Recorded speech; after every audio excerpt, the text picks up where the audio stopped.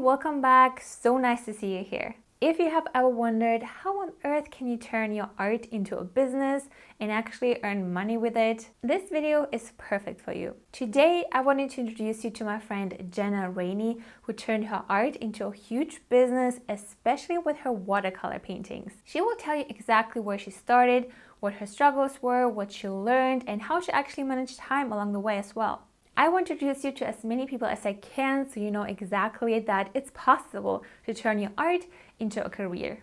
I can't wait for you to learn more, so let's dive in. Hello, Jenna. Thank you so much for being here. Thank you for taking some time off your busy schedule. I know you have a lot of going on. I'm following you religiously on Instagram, so I know what's up.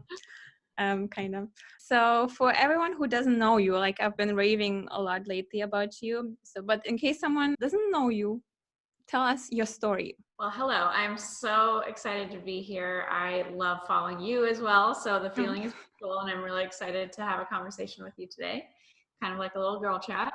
But I am Jenna. I'm an artist. I'm based in Southern California, and I basically do watercolor. I run a design agency, and I teach online education for artists and creatives, for those wanting to build their brands. I have been in business since late 2012, and since then my business has changed a lot.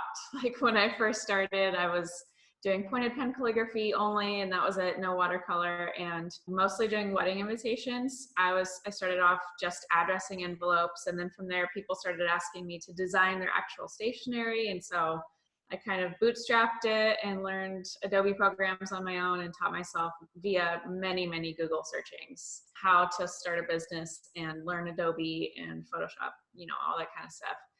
And from there, it just kind of catapulted, or slowly catapulted actually. It was more like a gradual build of a snowball kind of thing, into watercolor and teaching. And I found this thing that I absolutely loved, which was teaching. I believe that teaching is my superpower, and I'm just like, it's my greatest passion. And so I teach watercolor. I have a couple how-to watercolor books out in the world on Amazon. I have a YouTube tutorial like yourself. I also do tutorials on Instagram and whatnot, and then I have online classes where I teach any type of creative how to build their business.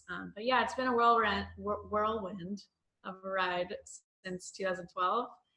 Lots of ups and downs, as you know, as a business owner, but I wouldn't want it any way else. It's been amazing. When was the point in your life where you're like, this is what I want to do as a career? Or was it just like how did you even like go into this direction? Was it like already always a dream, or how did it evolve? Yeah, so that's a fun story.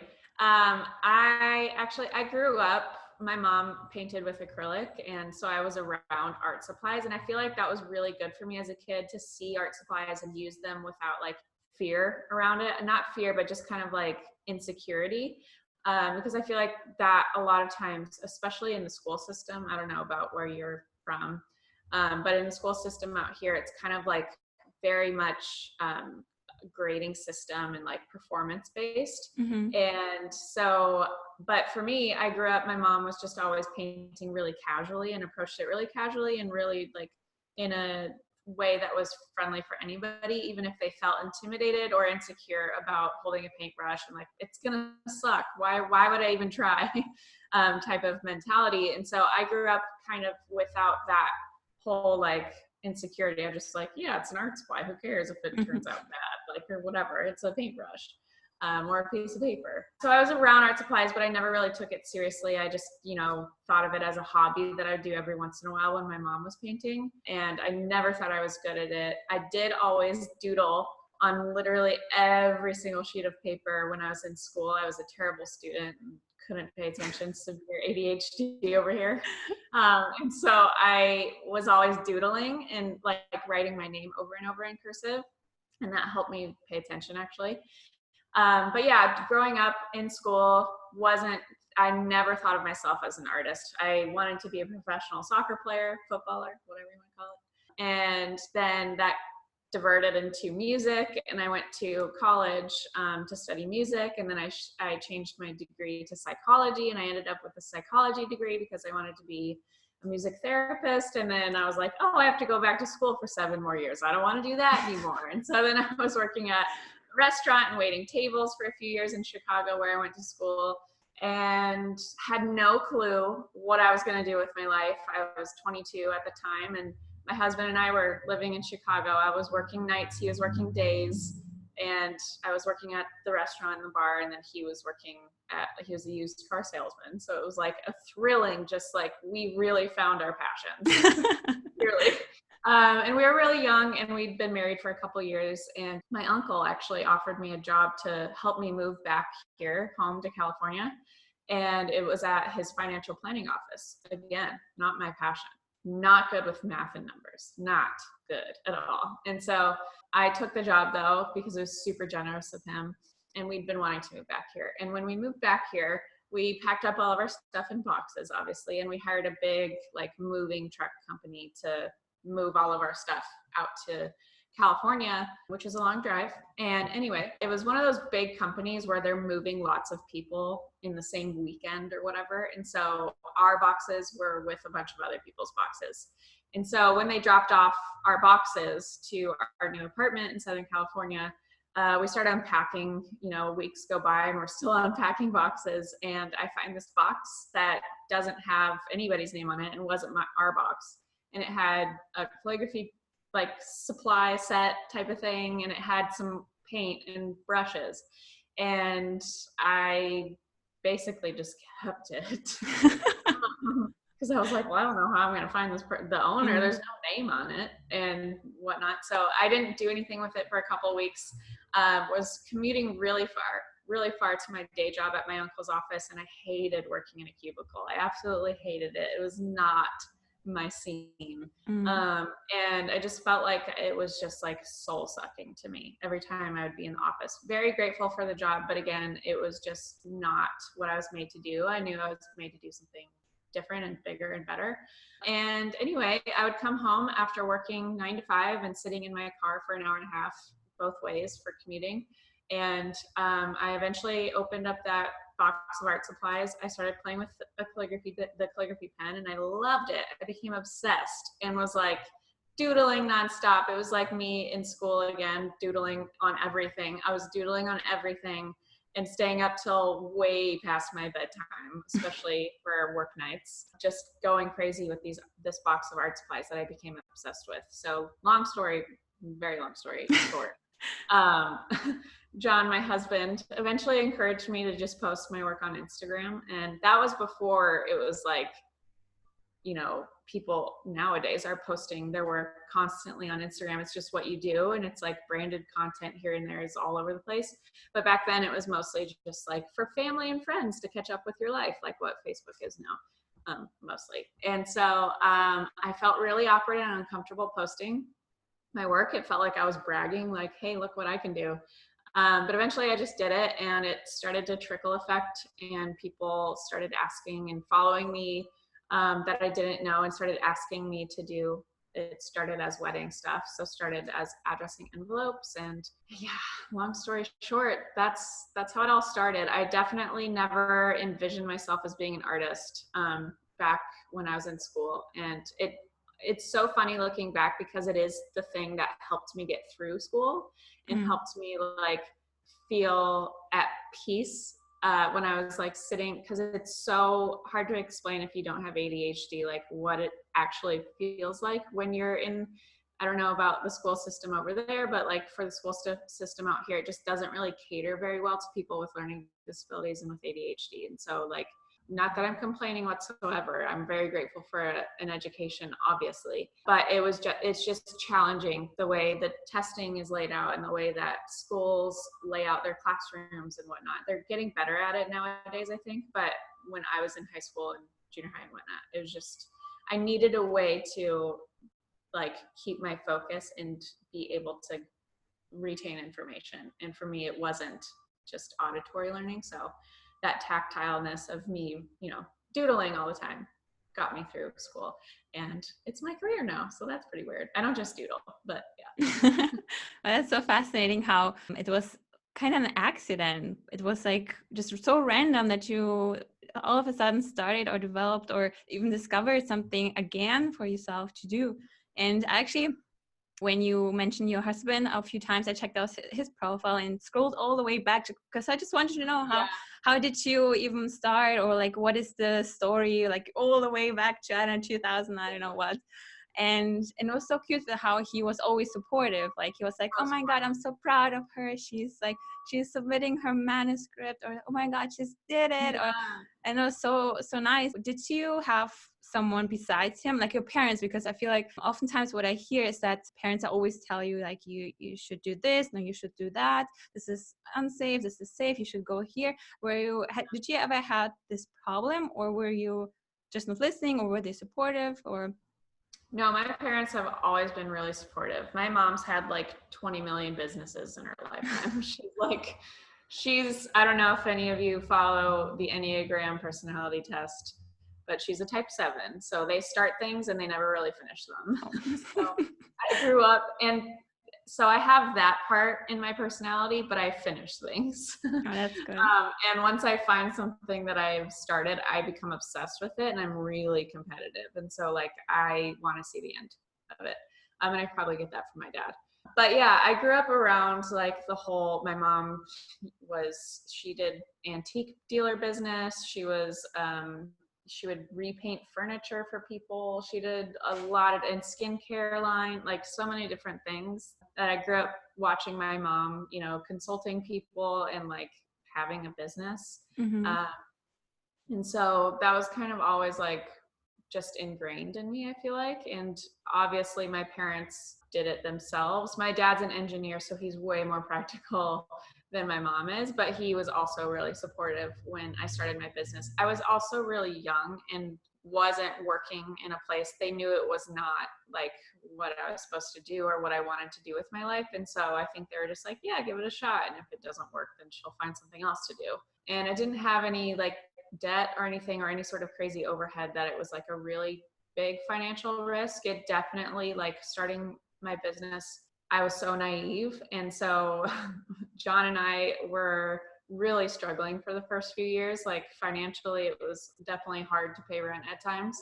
And that's just, it takes money. It takes a lot of time and effort to start and run a business. And I knew that, but I was also 22. And so and I'd never done it before. So I was definitely naive and underestimated how awful of a business owner I would be at first. And it's something that you have to learn, and it's a skill that you have to develop and a muscle you have to flex. And so unless you're just like genius and gifted with that. So anyway, they were definitely supportive, and they've always been supportive. And just every time, like every new thing that comes up, John and my parents both, and John's parents too, everyone is just like so excited and so supportive. And that's amazing. If you can find at least one person in your life that can show you that kind of support, it just makes it that much easier to do something like this. Yeah, that's true. Did they give you some advice? Like if your mom, for example, started multiple adventures, was there anything that she said to you that really influenced your life and your business and how you do things, or like your life perspective or whatever? Yeah, so I always bite off way more than I can chew. I just am incredibly, like I said, competitive. And at first, I feel like every business owner, especially creative business owner, struggles with this in the beginning. I'm much better at this now, but you say yes way too much and it feels uncomfortable saying no. You feel like emotional ties to saying no, even though it's business and it just is what it is. And I'm, like I said, much better at it now. But I do remember a lot of like probably the first 4 years of me running my business, just constantly feeling like I was running around like a chicken with its head cut off, and just like, how do I keep up with all of this? I'm spinning 12 different plates at a time, and I'm not sleeping. I'm staying up till literally 4 a.m. to write my book and hand in my manuscript, and I'm working with wedding clients at the same time. And it was just like, I was completely killing myself, just like with the amount of work and I was doing it to myself because I was saying yes to all these things and not allowing to see that if I were to just say no, that the right doors would open and I'd be able to say the yeses that really make a difference in my life and help move my business forward. And so my mom, especially in the early days, was having to say to me a lot, like, how do you eat an elephant? One bite at a time. And that, like, anytime now that I feel like I'm really stressed out or overwhelmed, that little stupid phrase keeps popping up in my head, just like, okay, how do you eat an elephant? One bite at a time. And it's true, I'm not eating elephants, obviously, but just like when it seems so big and overwhelming, you can't just like look at the big picture, because that's obviously just going to overwhelm you. There's so much to do. But when you focus on one little thing at a time and just check those things off your list, it makes your life so much more sane. And you are actually able to manage your time a lot better the way you do it, instead of just wasting time feeling overwhelmed. Not that that's a waste of time, because there's anxiety and whatnot, but just, like the time you spend like, I don't know what I'm going to do, versus just doing that one thing and moving on, you can say, well, that's something that she's always said. And she's always said, even like when I was really young, just like boredom breeds creativity. And so that to me also influenced how I started this creative business journey too. Just like, okay, I hate my job. I'm bored with my life and just what it is in general, because I don't like my job. So I'm going to feed that boredom into doing this art thing and see what happens. I always felt like the same way when I was in university. Like you had these papers that you had to write. It's huge. You need to write, I don't know how many pages, and you do it like you write it onto your to-do list, finish essay, or I don't know, thesis, whatever. And you look at it, okay, I will do this later. I will do this later. And I also found that if you just divide it into smaller sections, okay, today I will just research for 1 hour, 2 hours, just not like, it never helps me when I just wrote down the whole day I will spend on researching back in the day. Nowadays, I like to research on stuff that I love doing, but back in the day, no. So when I just said, okay, and today I will write 2 pages or 1 chapter or whatever, like this helped me to really like finish it. And I was so proud of myself. So have you, because you run your business, you have a baby, you have a life and everything around you. And a lot of people are always saying that I don't have time. I wish I had time. I'm so busy. It's easy for those people because, I don't know, it's easier for them. But for me, it's not. I have no time. I don't know what to do. Did you, over time, develop any type of habits or time management skills, habits, techniques, anything that helped you, and maybe helped me as well, to really get things done, stay sane, and also move forward? Yeah, so time is our biggest and most valuable resource, is what I believe truly. Like if you can gain back time, you can make more money, you can spend more time with your family, whatever is a priority to you. Learn. And so, hacking ways of prioritizing time and like being better at time management is really important to me. I really pride myself on just exercising that's the skill of being more and more efficient with my time, because earlier on in my business I was working on custom jobs, which is a service-based type of work where you're working, you can't really control your time, because once the job is done, it's done. So however long it takes, it takes that, because the client is requesting that of you. There's feedback involved, revisions, etc. And so when you're in a industry where you're either an artist taking on commission work, or you're providing design services or something like that, like you really got to find hacks with your time and how to not go overboard. Because here's the thing, is like, just because you're more efficient with your time or you can get something done faster doesn't mean you're doing it worse than somebody who takes longer on it.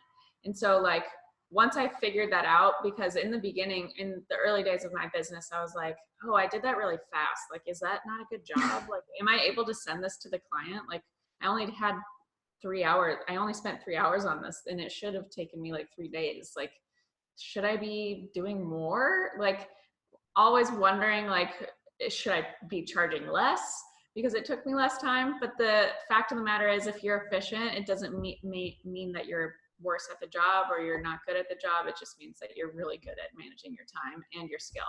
And so for me, the biggest time management hack, or whatever you want to call it, is time batching. And so like, I will sit down and that day I specifically have 1 task or 2 tasks at the most. So Mondays, I'm not currently writing a book right now, but Mondays, Wednesdays are my book writing days, my manuscript days. And I have 3 chapters that I usually tick off in those 2 days a week. So I'll write a chapter, or I'll write 3 chapters on Monday and I'll do the artwork for it, or vice versa on Wednesday.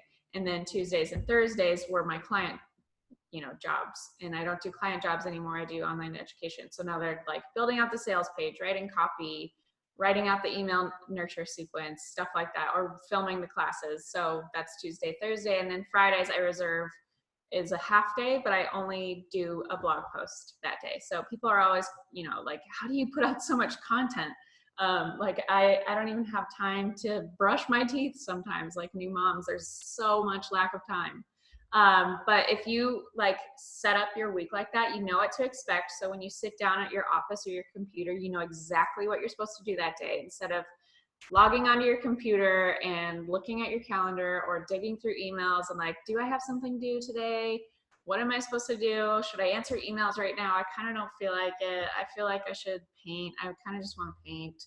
And then you're kind of just wasting time, really valuable, even if it's just 10 minutes, that 10 minutes adds up every single day. And you could be doing so much more with that 10 minutes. And I can get so much done in 10 minutes now. Like I can crank out copy for an email in 10 minutes for an automated email sequence, or paint something in 10 minutes, or even scan it and maybe digitize it a little bit. So it really is all about thinking about your day and how valuable your time is, and then allowing yourself to only focus on one thing, because that's the thing too with us, and like having such incredible access to so much all at once. It's really made our minds kind of just want to do so many things all at the same time. And I feel like that's not the best way, especially of working and being a business owner. I feel like once you have focus, you have a lot more clarity to what you can bring to the table, and you can get so much more done. And so I really like time batching. I even put it in my calendar so that I know Mondays are book days, but if I just need it, it just helps to write things down, and it helps to have a clear picture. So like I need chapters 3 through 6 this Monday. Next Monday is 7 through 10 or whatever. So time batching is really, really incredible. And then just being gracious with yourself too. New moms, like any type of mom, new, old, whatever, all moms, we're just kind of pressured to do so much, I feel like. And it's kind of like a silent pressure that we have. And I found myself, especially in the early days, it's 7 months into motherhood now, and it's been amazing. But I felt like, especially in the early days, it was like, oh, I don't need a maternity leave. I can't have a maternity leave. Like I am the sole income of our household. I need to pay the bills. And just all of this like stress and anxiety built up. And it's like, you don't get this time back with that family member. You don't get that time back. And so just treasuring. I literally just merged cherish and treasuring. New word. Trademark. Just treasuring that time, and being okay with losing that 15 minutes of not being able to get that thing done because you're staring at your baby longer, or holding him, or whatever it is you're doing if you're not a mom. And so just going easy on yourself. And yeah, time batching has been incredibly transformational to my business. And I feel like I get way more done nowadays than I did before I had a baby, which is crazy. So yeah, that's my time tip. Just recently heard this quote, something about if you want to get something done, ask a busy person. Like they know how to get things done because they're busy, and they know how to efficiently use their time. And if a person thinks they don't have time, but maybe they scroll too much on the phone, or they procrastinate, it also feels like you don't have time at the end of the day. I also feel like if I have multiple things I need to get done, it's like, okay, I need to focus. I only have 1 hour left to do this, and then I need to move on or something. Yeah, so that's another thing too, is I always, especially if I'm on my computer, I always turn my phone on airplane mode, because I don't want the distractions of people texting me and then like, oh, I should answer that person even if it's not urgent or important. And just like, you will just mindlessly pick this thing up and get on Instagram or something, and it's dangerous. Yeah. Valuable. Yeah, I had this very bad habit of picking my phone the first thing in the morning, and I tried to get rid of so many times. I was like no, not okay, just 5 more minutes. Okay, and it's like 1 hour later, and then I when I got up, it was already angry about myself. And I looked at the clock on my laptop when I wanted to get things done. And I was like thinking, oh my God, it's already so late. And I'm already in this state of, oh my God, I'm bad. I'm stuck at everything or something like that. So when I wake up now, it's like, I don't have my phone, it's like somewhere else. And I wake up fresh, I get up, I start in a good mindset to work. I don't feel crappy about myself because I wasted just scrolling my internet on my phone. I'm with you. I really want to start doing that. I saw you post about it and I was like, oh, John and I have been trying to do that and we just haven't bought alarm clocks yet, which our baby is our alarm clock. We really don't need them, but. And are there any other things that keep you motivated? And just because when you first started out, you said it was very time consuming, very tiring, so many things to do. And what kept you going? Yeah, so I've always been a really hard worker, no matter where I've been. I know that sounds like I'm bragging, but it's just like I just genuinely work hard. And a lot of people do, and it's not like I'm this, angel anyway. But in the early days, it was mostly like, oh, this is exciting. Like it's kind of building, and my audience was growing on Instagram, and I felt like I was doing something that mattered and gave back to people because they were feeling inspired and they were feeling like they could paint too and that sort of thing, especially once I started teaching, which was about a year or two into my business. So about 2014 is when I started teaching like calligraphy workshops and watercolor workshops every weekend pretty much. But the main driver in the early days was just like, I just got to keep up with all of this and all of the work. And I want to get to a place, because my business didn't start making money until probably year 4. Like all of the income I was generating was going back into the business. And you hear that a lot, but it's like when your husband is working at a used car sale, not that he, was a sleazy used car salesman or anything. It was at CarMax, but it wasn't like he was bringing in the Benjamins, if you know what I'm saying. So the fact that he was so supportive of me is just a testament to his shining personality and how amazing he is, because it was a struggle. I remember so many times of us just like looking at our bank account statement on our phone and just like, ugh, this is sickening. Like, what are we going to do? And I was just so obsessed with what my work was. And I could see and taste that the future was going to be good. And I knew that I could make it happen. I just needed more time and I needed to learn more. And so that was what was keeping me going. And then once I started teaching and like doing more educational stuff, writing books, teaching online classes and whatnot, that's where I really found my sweet spot, because I love lighting a flame inside of people and I love showing people that they can all be creative, and that like to me keeps me going now, because now there's so much more involved. I don't paint as much as I used to because a lot of the business is now like writing emails and reaching out to people and building out courses and sales pages and things that I still really love because there's strategy behind it, and I really like to write, surprisingly, even though how bad of a speller I am. But now it's more about giving back to this community, and the amount of people that I get reaching out to me saying like, thank you so much, I bought your book and I'm working through it with my daughter or my son, or we're doing it with our homeschooling group, or I've been watching your YouTube tutorials and it's made me want to get creative again. I haven't picked up paintbrushes in 12 years or whatever it is. Like, so many encouraging, sweet messages from people that is what makes me want to go even further with this and keep working hard, because I can see that it's impacting people's lives. And it's not me that's impacting people's lives. It's just the joy and the passion and the wonderfulness of creativity and what it can do for you as a person. Because for me, what made me fall in love with painting and calligraphy so much, 7-8 years ago, it was like my therapy. It was my way of completely turning off all the noise in my brain and being able to just get into a flow state and become obsessed with this one thing and not have to think about all the other things that are going on in my life, that this part over here is going wrong, or I don't have a career that I love and my back hurts or whatever. Just like that relationship's falling apart. Stuff like that where I'm just like, okay, well, I don't have to think about that right now because I'm so honed in on this.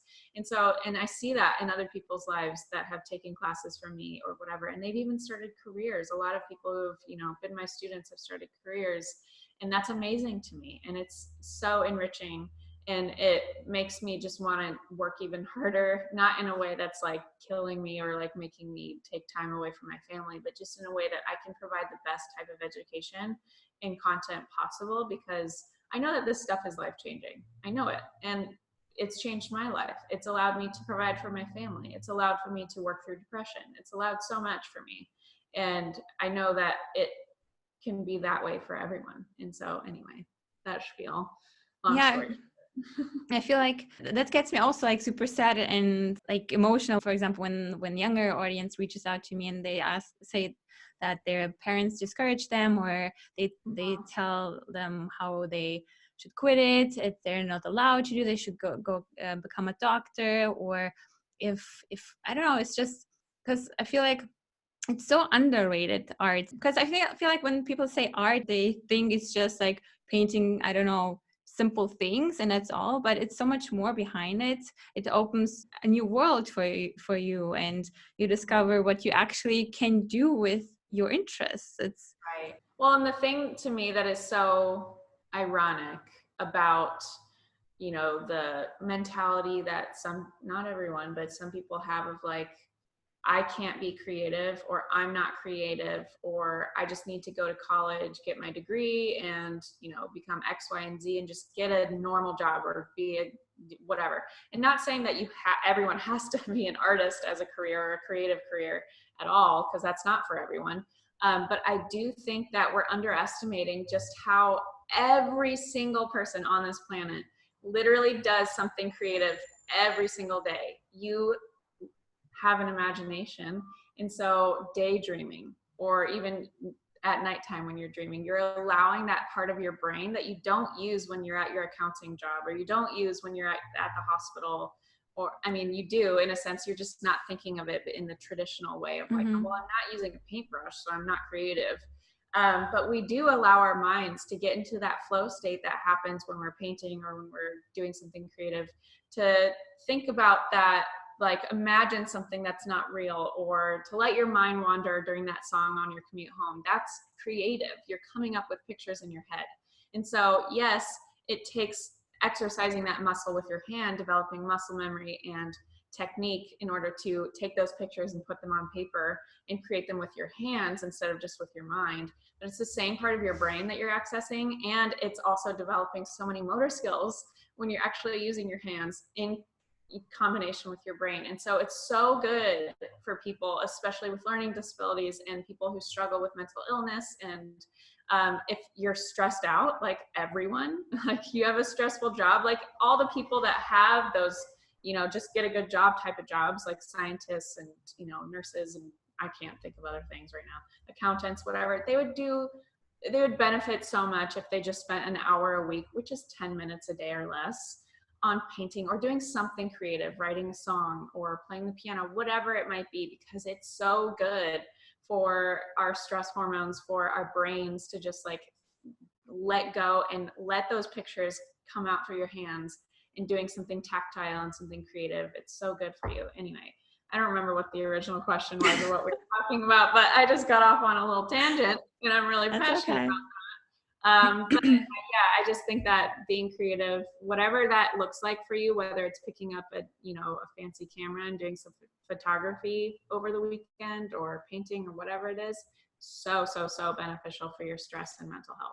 It also trains you to solve problems, like when you, for example, in IT or some sort of environment where you have to think about how can we improve something, or how can we do this or change that so it works better. It's like you also have to think creatively. And I think when you are not an IT person but you want to paint, I think it's an easier way for you to train this muscle, to really see, okay, this just doesn't work. Why isn't this working? How can I improve that? And then you get actually proud of yourself. Oh my God, I managed to do that. What can I do next? And gives you so much confidence. It's kind of sad that it's so underrated and people feel like, no, I will be a starving artist, or I can't do this because multiple reasons. And I hope the more people are exposed to all sorts of people who are actually living the artist life, as in not starving, they will see like, oh my God, this is possible. And the narrative changes. Yes, absolutely. I'm also really passionate about that and changing the stereotype around art careers and creative careers just being kind of labeled as like, oh, you don't make very much money if you go into that, if you become an artist, a full-time artist. And not that I'm, sitting on this pedestal and trying to brag about how much money I make or anything, or like, look what I've done.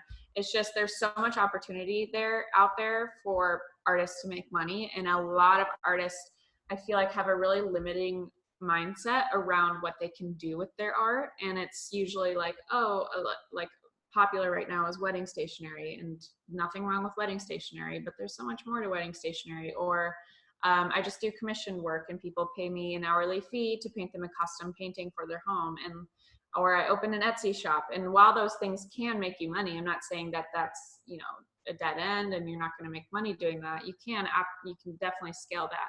But there's so much more in terms of passive income and working on a bigger scale with bigger brands and clients that artists, I feel like, kind of get stuck in this box because it's just been done like this for centuries. Honestly, people just like painting a piece and giving it or selling it or doing a gallery show or whatever. So it's so much bigger than that. And you can, teach and make money by offering people something that you have learned, or you can get into licensing, which has been an amazing opportunity in industry that I've been a part of for the last 2 years. And it's a massive industry, and it's amazing for artists to make passive income and to expand their artwork and their collections, and working with brands that you could never imagine were even an option. And so there's so much out there in terms of a creative career that I want to tell all the artists or wannabe artists out there, like, don't just limit yourself to thinking like, oh, I just open an Etsy shop, or I sell prints, or I already do this gallery show. And while those things are all good and all fine, it's much bigger than that. So if you feel like you're struggling to make an income or like, kind of scale your business, just think outside of the box, do some research in licensing and research in more passive income streams as being an artist, because it's definitely doable. It's also like what I feel like it's the problem. Like we grow up in the small bubble where everything, like everyone's telling you this is not possible. Everyone that we know, they were all broke and I don't know, poor, and they tried but they didn't succeed. So you shouldn't do this, go do this instead. And then all these people are telling you this, and of course you believe that that's the only thing that you can do. And I think even when you follow people on Instagram, like you follow people who just have an Etsy shop, and you feel like, oh, this is the only way, because everyone's doing that. So this is also like a bubble you're living in. And so I think you also need to find multiple channels, multiple profiles, multiple people who do multiple things. When I had no idea about licensing just a few months ago, and I stumbled upon it just so randomly. And do you have a tip how people can actively find, like, what is the strategy behind it? What is your advice for people who are like living in this bubble? Where do they go? Like, it is just Googling, or? Yeah, so if you're wondering like, how do you even get started in licensing or what it actually is, my biggest piece of advice or where to start would be to just walk through doing a little competitive shopping and walk through your nearest like big department store. So it could be a Target or a Macy's out here. I don't know names of big department stores out there, but a big retail store that has things for everything from office supplies to clothing to beauty, makeup type of stuff, and just go through the aisles with all the products and look at all the art that's on these products. Somebody had to paint it, somebody had to design it, somebody had to photograph it. And how you can discover who manufactured that product, you just flip the label over, you'll see a Circle C or a trademark brand name, and it will say manufactured by, and that's the person who manufactured the product. That manufacturer hired a designer or to license their artwork for that product. So for me, for example, I'm currently working with a manufacturer called Blue Sky, and we just wrapped up a collection that's going to be in Staples nationwide. And it's like all office supplies, so like planners and pens and pencil cases, calendar type stuff. And so it all has my artwork on it, the covers, the interior pages, etc. And then on the back it says Jenna Rainey LLC, Circle C, and then the manufacturer, manufactured by Blue Sky. And we're also working with Target for a 2022 collection. And so it's an amazing way for any type of creative brand. It's not just for watercolorists and like actual painters. It's for photographers. It's for Chrissy Teigen, for example. Not that she's licensing it, but she's a co-brand with a manufacturer in Target. She's a celebrity, so she's like not an artist whatsoever. She just has a name that has value and impact, and it's a great partnership for the manufacturer to partner up with her because it brings in the name factor, and people love Chrissy Teigen, so they're going to buy her products. And so anybody with a name, a brand, is able to license or co-brand with the manufacturer. So you can be a photographer, a graphic designer, a watercolorist, all the things. And so if you're just like, well, how do I even get started in licensing? Just do a little walkthrough. If you're inspired by textile or you want to get into the office supply scene or whatever, look at all the different manufacturers and see where the holes are in the market. And if there's, you know, a lot of floral trending, but and stripes are doing really well in cosmetic and beauty on beauty cases. Not that they are, I'm just throwing out random things. Then maybe you can, you know, suggest that in your pitch email when you pitch to this manufacturer that's in the office supply scene, like, hey, stripes and dots are doing really well in beauty. Like, I see that you don't have that in your portfolio or in your wheelhouse, and I do that really well. Like, so can we work together? And I have an agent, her name's Julie Turkel, and she's amazing. She's been in the industry for over 25 years, and she started off in Nickelodeon. So she did the licensing business at Nickelodeon. So was working with Mattel toys and like getting SpongeBob into a toy. And so that's licensing too, because SpongeBob is a brand and the toy manufacturer was Mattel, and they saw that that was a really good brand to have on their toys. And so it did really well in Walmart and Targets and whatnot. And so she built and ran that licensing business at Nickelodeon, started her own thing, and built brands like Jonathan Adler and Nate Berkus and worked with them and whatnot. And now works with me and one other client.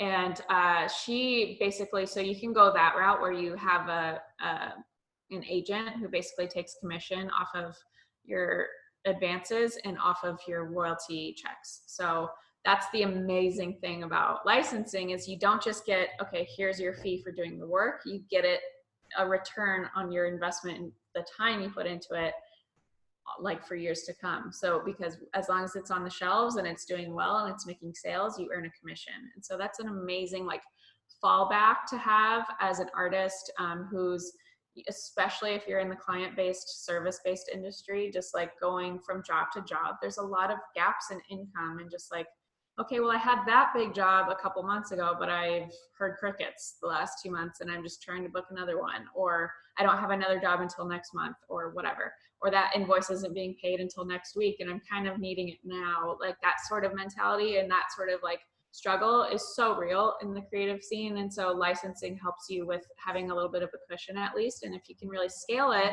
and work with multiple manufacturers or a couple big ones, then it can be really lucrative. And also just with getting your brand name out there, it's amazing because people will literally see, if you have that as a part of your contract, they'll see your name on these products, and they can be in big stores like Target and Macy's. And it's also on a smaller scale too. It's not just the big retailers.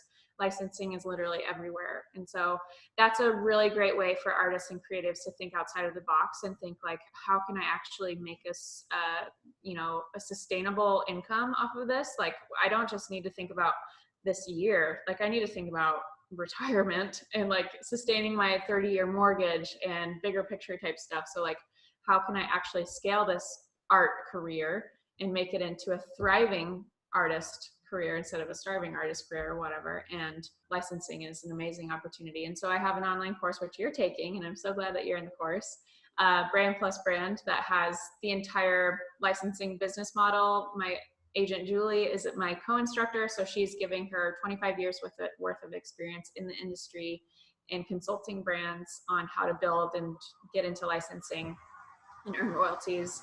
So we go everything from contracts, pricing, to pitching your work, putting together a pitch deck, putting together product mock-ups in Photoshop, and a full Instagram course and all of that, growing your audience. And it's a really, really amazing resource for a really ridiculous price. But it's basically everything you would want to know to build a thriving creative business.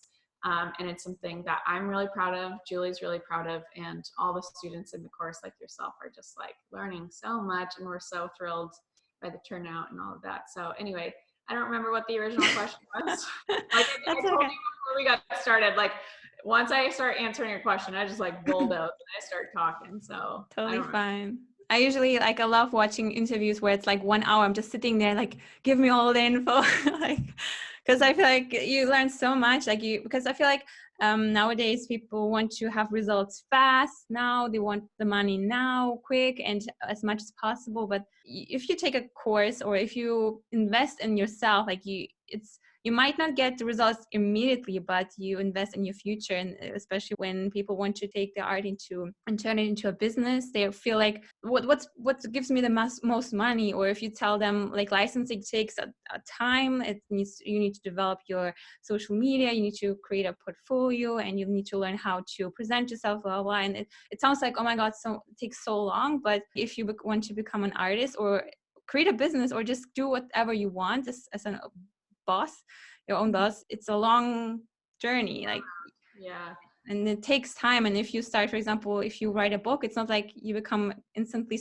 rich or something. It's just you just earn little, and then you have your licensing, then you have this, and it builds up. And so I think you need to rather focus on long term. And even if it feels like I need it now, like you need to think about, but it will benefit me so much in like 5 years, and I will be so happy I started doing that.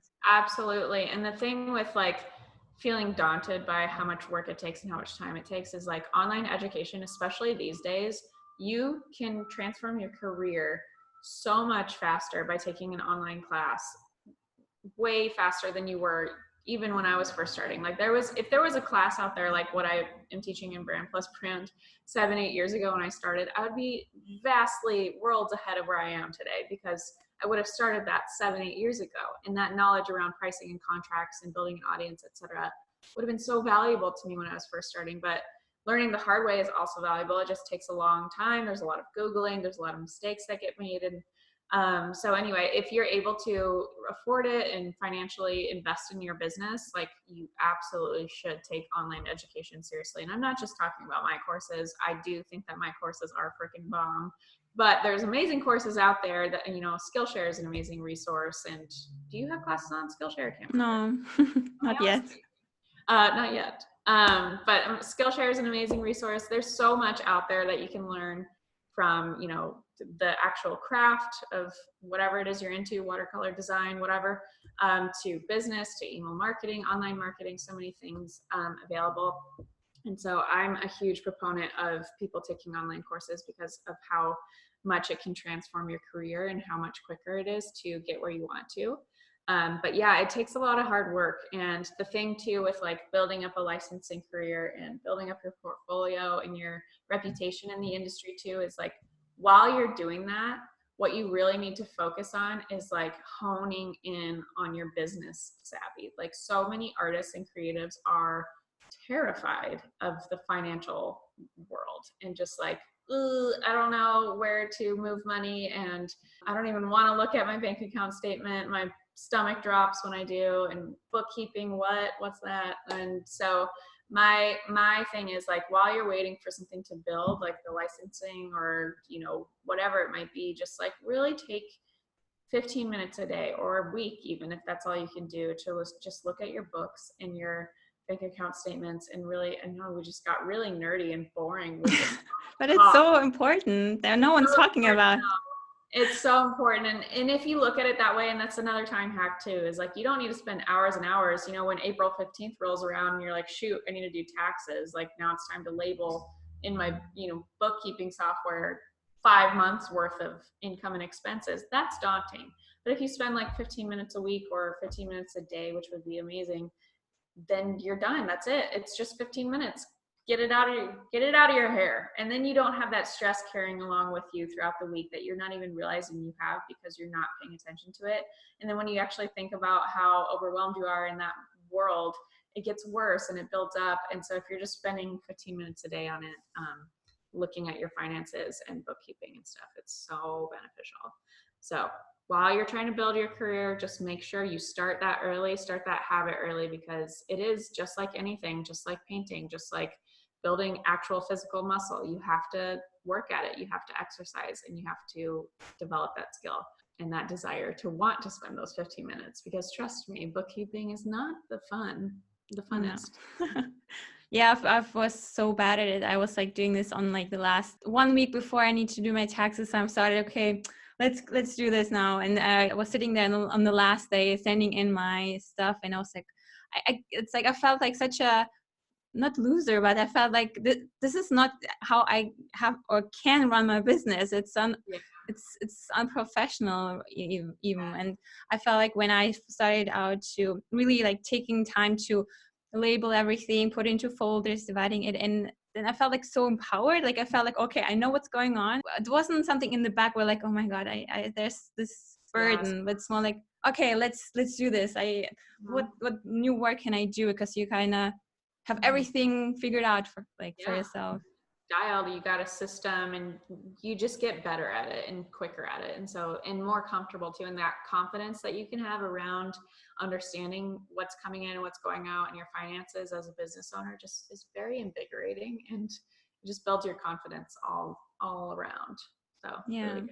And in the end, usually everything's easier than it looks. Like we make everything so difficult and complicated in our head. But if you just take time and say, like, it's actually not that complicated and not that difficult. It's like with math. Like I was like in the beginning, I was like, oh my God, what are these signs? And then slowly, okay, this makes totally sense. Like exactly. Got to spend the time. Anybody can learn it. Anybody, just like painting or designing, anyone can learn it. You just have to devote the time and want it bad enough, and you can learn it. So, and that's the thing too, if there's any artists out there, like really the like comparison trap is so hard, especially with social media and YouTube and all of this stuff. Like there's so many talented people showing their work out there. And so just want to encourage anybody who's trying to learn something right now and is a beginner in that beginner stage, like that can be really isolating and really like just brood a lot of insecurities. And if you have a lot of time on your hands, those of you watching, and you want to check out my Instagram, which is just at Jenna Rainey, scroll back. It's a long time because I started 7 or 8 years ago.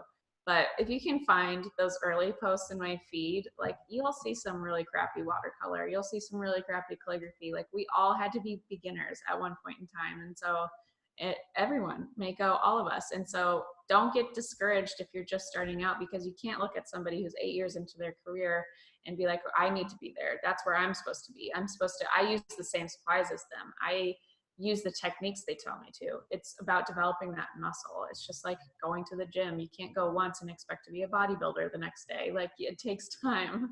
So anyway. Yeah, and also what helps me, the mindset that I learned from Marie Folio, she was saying that progress, not perfection. Like you need to focus on progress. It doesn't matter if it's crappy. It doesn't matter if it's not as good as you want it to be. It's more important that you make progress, because the more you do, the better you do. And then you will like, oh my God, thank God I started taking crappy pictures on Instagram 5 years ago, because now I'm like killing it. It's kind of like that. Yeah, it's encouraging to go back. And that's why I keep all my old photos too, because it's kind of like my photo journal in a way, to like always remember where I came from and remind people, if they do have that time on their hands, if they do scroll back, that like people who seem, have this like picture or, aura around them, that they have it all together and their business is just like always been this way and they've always been this talented. It's just not true.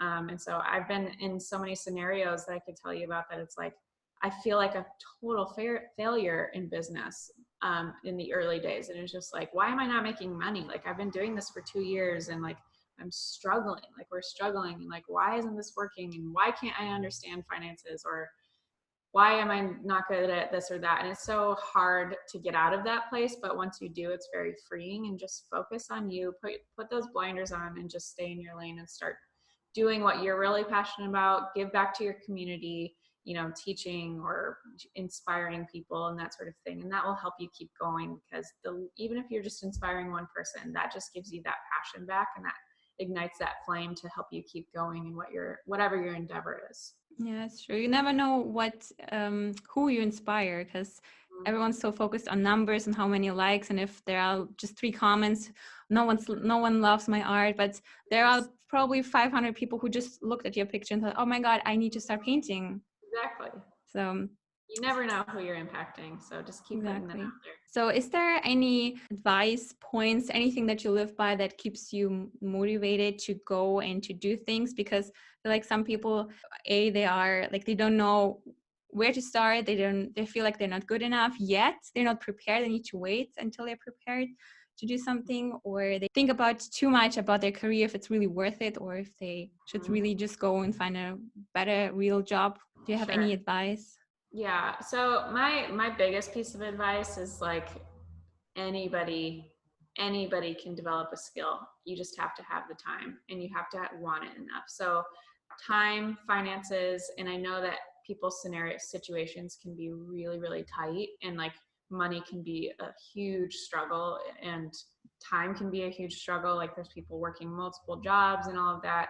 But I do know, and I do have a lot of stories from people close to me who have overcome some incredible misfortune and just been in situations where you think like, there's no way this person can overcome this. And it is doable. The thing with humans is we are capable of learning and starting something, and we're really resilient. And so like, whether it's 7 years ago me when I was first starting my career, or me now putting out courses, and there's so much more involved when it comes to what I'm putting out in the world now, especially with the course, is like, I don't remember who said this first or whatever. This is a phrase floating around a lot today, but done is better than perfect. And same thing with whatever it is you're working on inside too. Like, if you're struggling with your mentality around your weight or body image, or just whatever it is, like that internal voice that we all have that is mostly criticizing ourselves. And if it's around art, you're not good enough, or you're not as good as this person, or you could never have a career because you're not this far ahead in your skill, or whatever it might be. Like, I started a career on something I had no clue about, and people started hiring me, and my work was terrible. And so the thing is, it's just like, done is better than perfect. And you have to remind yourself that whatever you're doing, whether it's 5 minutes a day or 5 hours a day, or whatever it is in terms of trying to better yourself and develop that skill, like, pat yourself on the back, go easy on yourself, and be grateful for the amount of time that you were able to spend that day. And don't beat yourself up over like, I should be further ahead, I should be better at this, or whatever it might be, because that is just going to make your practice just deteriorate over time. And it is about progress. It's not about perfection, like you were saying, Marie Forleo said. And so there's all these cliches and all these phrases that you can say, but I just feel like there's so much insecurity and intimidation, especially nowadays. I'm telling you, with social media and with the online space of like comparing yourself, you can just compare yourself so easily nowadays to people, and it's totally deteriorating people's confidence and people's ability to start something new and keep at it. Because it's like, back 10 years ago, or before Instagram, I didn't have the constant bombardment of like, this person's work and that person's work, that person booked that job, that person just flew to New York for that cool meeting, I want to do that. Or it's just so intimidating, and it feels like you're 1,000 steps behind, even when you're 8 years into your career. And so, to expand on that, done is better than perfect type of mentality thing too, is just like, take a break, do Instagram breaks or social media breaks every once in a while. Don't constantly just do this mindless scroll.